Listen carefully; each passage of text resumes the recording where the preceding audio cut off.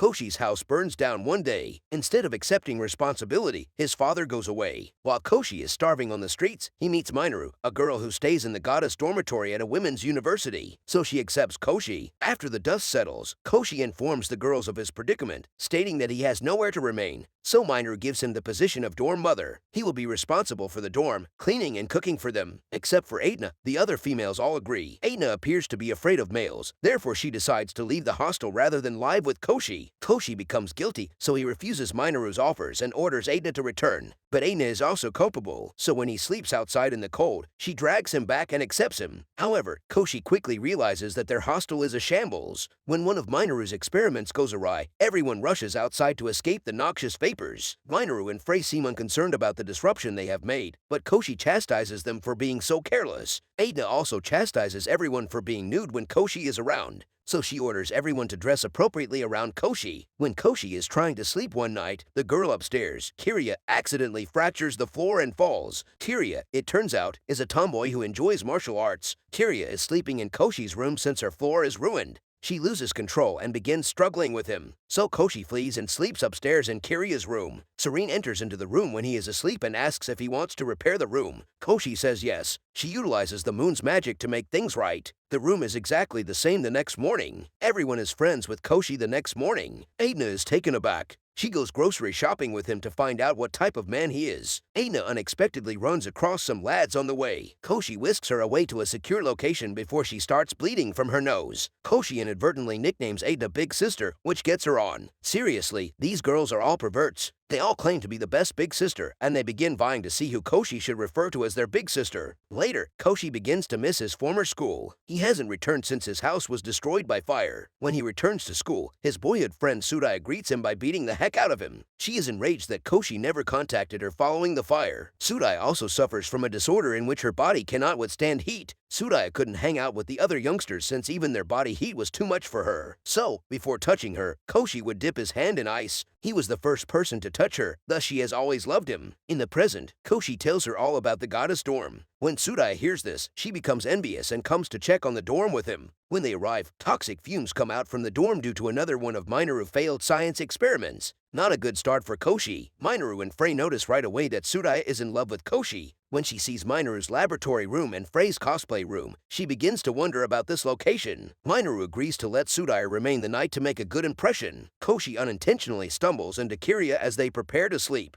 They had an accident and fall on top of each other, and Aetna and Sudai notice them. Sudai is curious about Koshi's friendship with the females, but Aetna and Kiria are speechless in the face of her. A few days later, Aetna suggests that they all take a trip over the summer break, and that Sudai join them. Serene, on the other hand, refuses to participate, so Koshi goes to investigate her situation. Serene appears to be tied to the lunar power of the moon, whatever that is, and the lunar power is linked to a variety of things in the hostel, so Aetna gets an umbrella with a moon and space print on the inside. On top of it, Koshi repairs Serene's old tracksuit, and she decides to join them. They arrive to the beach. Sudai becomes very excited when swimming in the water and nearly drowns, but Koshi notices her. He asks Kiria to save her because he can't swim. Later, as other males try to hit on Aetna, her fear kicks in, but Koshi intervenes and snatches her away. When their break is done, they return to their dormitories, but Koshi has suddenly lost his vitality and is depressed. Frey goes to chat with him to cheer him up. No, she compels him to cosplay with her. Frey asks him a series of questions as they are practicing swordplay and orders Koshi to respond without thinking. Because of her quick-fire questioning, Koshi confesses what Aetna told him. She feels secure around him and considers him family. Frey explains that it's because he wants to be viewed as a man, not a child, and he is ambiguous about it. He adds that after hearing this psychoanalysis of himself, he will start being more open about his feelings from now on. Later, the university where the ladies are studying hosts a celebration. They proceed to Minoru's stand, where she is selling some dubious remedies. Her stall, however, is unlawful, so she flees. During the hubbub, one of Minoru's potions falls into Koshi's bag by mistake. Another of the potions ruptures and spills its contents. The pink mist affects everyone, and the females quickly become a heated mess. When Frey puts the feminine wig on Koshi, everyone starts chasing after him. Serene then appears and utilizes her unique skills to bring everyone back to their senses. Next, they went to visit Aetna, as she is taking part in a maid cafe to conquer her fear of males. It's challenging, but she succeeds. Sudai is drawn to the maid clothes and begins to participate in the cafe while Aetna goes out for some quality time with Koshi. They proceed to see Kiria, who is dressed as a guy. Koshi inadvertently consumes Minoru's potion, which had slipped into his backpack. It appears to be a potion that reveals your actual self. He instantly begins acting like a child.